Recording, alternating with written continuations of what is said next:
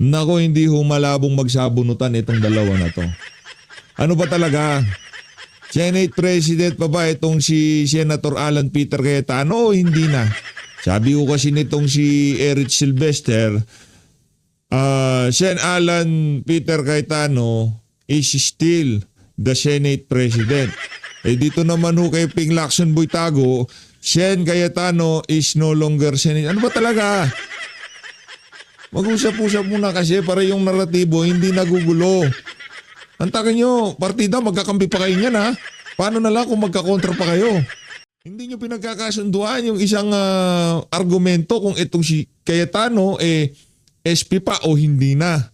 Pero isa lang hong ating siguro dito, SP si Cayetano o hindi SP si Cayetano, suportado ho siya ng sambayan ng Pilipino. Base ho sa ating nakikita sa social media, dumadagong-dung ho ang suporta dito kay Senator Alan Peter Cayetano.